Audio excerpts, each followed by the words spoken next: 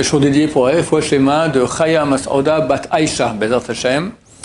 Dans une semaine, c'est l'Aïloula de Baba Saleh. On va donc raconter quelques histoires inédites. Il y a beaucoup de très belles histoires, mais je les ai déjà racontées, donc je ne vais pas les re-raconter. Ceux qui sont intéressés pour les voir sur le site, il y a quelques cours avec des belles, très très belles histoires, des dizaines et dizaines d'histoires sur Baba Saleh.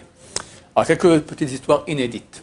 Elles proviennent tous d'un livre qu'a écrit le gendre de Baba Saleh, Rav Mugrabi, qui habite dans mon quartier, qui est un monsieur très très sympathique, et donc il a écrit plusieurs livres là-dessus, et tous c'est avec témoignages, il dit qui lui racontait, quand, enfin c'est des choses vraiment... il met un numéro de téléphone, vous pouvez appeler au numéro de téléphone pour vérifier l'histoire avec la personne. Première histoire, c'est un jour Baba Saleh est chez lui avec du monde, très souvent il y avait... J'ai une liste qu'a écrit son gendre de toutes les Iloulas qui faisaient une vingtaine ou une trentaine de Iloulot par année, essentiellement des ancêtres de la famille Abu Hatzera et des élèves du Baal Shem Tov, comme le Rav de Vitebsk ou d'autres, d'accord, c'était très très courant. Et bon, tout le monde est en joie, etc. Et lui, il est de côté comme ça dans son coin, et du coup, il appelle son shamash. L'intendant lui dit, il y a un pauvre monsieur qui est à l'extérieur, fais-le entrer. Bon, il va, il ouvre la porte, il voit un monsieur habillé, pas pauvre du tout, il a l'air très beau costume, très bien, on voit que c'est un monsieur qui a les moyens. Le monsieur rentre et dit, je cherche le Hadmor Baba Saleh, il a un accent américain comme ça. Alors, on lui montre. Il est super étonné, il s'attendait à voir Baba Saleh sur son trône, comme ça, avec une grande barbe. Bon, c'est un type qui est pas dans... On voit qu'il n'est pas dans le coup, là, qui n'est pas un peu... d'accord bon. Alors, Baba Saleh lui dit, quel est le problème? Il dit, voilà, mon fils, j'habite en Amérique, et mon fils, il a commencé à avoir des maux de tête très forts. On a fait une vérification, c'est-à-dire qu'il a une tumeur très très mal placée dans le cerveau, et les médecins ont dit, voilà, c'est bien simple. Ou il meurt dans quelques jours, on fait une opération, et on a 3% de réussite. Alors, bon, on a choisi de faire comme une opération, mais il vaut 3% que 0%. Et en route pour l'hôpital, un de mes amis m'appelle, il m'a dit qu'il paraît que ton fils est malade, tout ça. Écoute, ne va pas à l'hôpital, va d'abord voir Baba Saleh à Netivot. C'est qui Baba Saleh? C'est quoi Netivot? Comment ça se mange? Le type, il est au courant de rien du tout. Écoute, c'est un grand sage d'Israël, il fait des miracles, je te dis vraiment, je le connais bien, ça vaut la peine. Tu as les moyens, prends ton avion, tu vas là-bas, tu vas à Tel Aviv, tu prends un Netivot, c'est 2 heures de route, tu vas et on va voir, c'est l'un des plus grands rabbins du monde. Top, voilà, alors je suis venu pour... Qu'est-ce que je fais? Alors, il dit, écoutez, j'ai quelques questions à vous poser. Vous mettez des filines? Il dit, non. Votre fils? Non plus. Kacher? Non. Votre fils? Non plus. Shabbat? Non. Votre fils? Non plus. Écoutez, si vous prenez sur vous Shabbat, Kashrut et Tfilin, votre fils, il va guérir. Je prends sur moi. Pas de discussion. Ok, alors il est déjà guéri. Comment? Déjà guéri. Prenez cette eau-là, c'est une bénédiction, prenez de l'eau, qui boit de cette eau-là, tout ira très bien.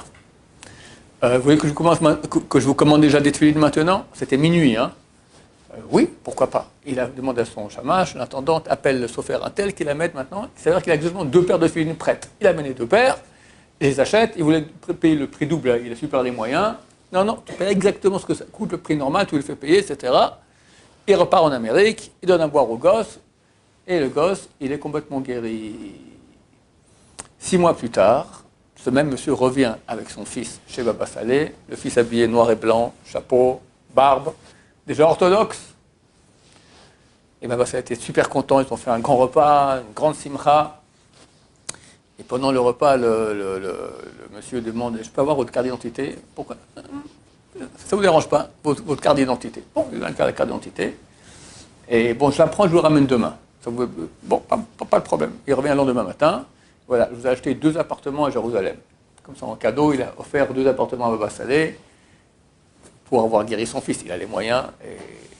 Et voilà, Baruch Hashem. Un enfant est né, l'Alechem, aveugle. Les médecins disent, il n'y a rien à faire, nerf optique mort, il sera aveugle toute sa vie. Et le père de l'enfant était un non-religieux, mais son père était religieux, très bon ami de Baba Saleh. Et le père dit à son fils, écoute, amène ton fils chez Baba, va prendre le bracha. Mais qu'est-ce qu'il peut faire, papa? Les médecins ont dit, il n'y a rien à faire, terminé, il sera aveugle, point barre. Ne te moque pas, tu ne te rends pas compte c'est qui Baba Salé. Va, je te dis, va et ne prends pas à la légère la bénédiction d'un sadique comme lui. Ok, il a accepté de venir. Et dès qu'il arrive déjà, on le fait passer en premier parce que c'était le fils d'un bon ami à Baba Salé.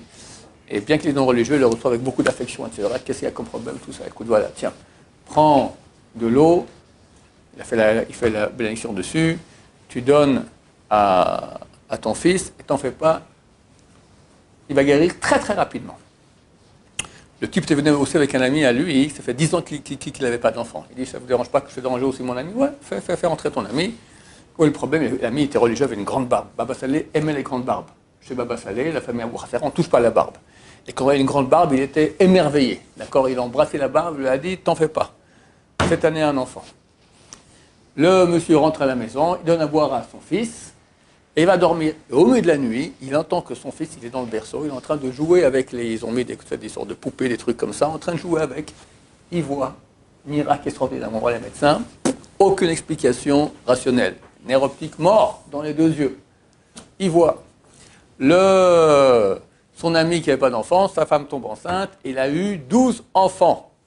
Baruch Hashem. Une histoire au Maroc.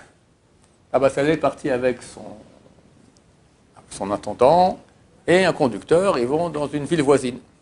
Et là-bas, on lui fait la fête, etc. Et évidemment, ils boivent. C'est pas du harak là-bas, c'est la mehya. D'accord, ils boivent, ils sont tous complètement sourds. Et à la fin, il dit, ok, on rentre. Le conducteur dit, Kodara, je peux pas, si je conduis comme ça, je vais tout droit dans le fossé. On y va, je peux pas. T'en fais pas, tout ira bien. Bon, il roule comme ça, évidemment, il fait des zigzags un peu sur la route, à gauche, à droite, puis là, ils arrivent à un pont. Très étroit, sans barrière. Là, le conducteur dit, je peux pas. Je suis incapable de passer ce pont-là, et si on tombe, c'est pas le fossé, c'est finito la commedia, terminé. Ah bah, ça lui dit, roule. Je peux pas. Roule. Je vais pas me suicider. Bon, dans ce cas-là, on va faire comme ça. Bon, il prend un morceau de tissu, il lui bande les yeux. Il dit, maintenant, vas-y, avance. Roule. Roum, il avance, il passe le pont, après il dit, ok, c'est bon, arrête, il enlève le bandeau, continue maintenant. Extraordinaire, dirigé par Hachem. Mamash. C'est les petits miracles, ça. C'est inimaginable qu'on a eu quelqu'un comme ça dans une génération. Abdeslam Bachou l'a dit, il n'y en a plus. Les gens ont rêvé, beaucoup ont voulu faire comme Baba Salé, il y a beaucoup de copieurs de Baba Salé, d'accord? Le Rabbi a dit, il n'y en a plus. Plus personne ne peut faire comme faisait Baba Salé. Un jour, il y a deux Talmidei Chachamim, enfin même pas deux. Il y a un qui vient avec le Rav Nissim Amsalem. Le Rav Nissim Amsalem, c'était le beau-frère de Baba Salé. Baba Salé s'est marié avec une de ses femmes, c'était la sœur de Rav Nissim Amsalem, qui est un francophone d'origine, d'accord? Zechel Satik Livracha. Ses enfants, 2 enfants habitent dans mon quartier, la famille Amsalem.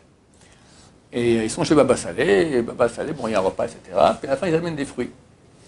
Et Talmid Chacham, qui est venu avec le Rav Amsalem, on lui donne des fruits comme ça, mais il s'est posé la question, je ne sais pas d'où ça vient.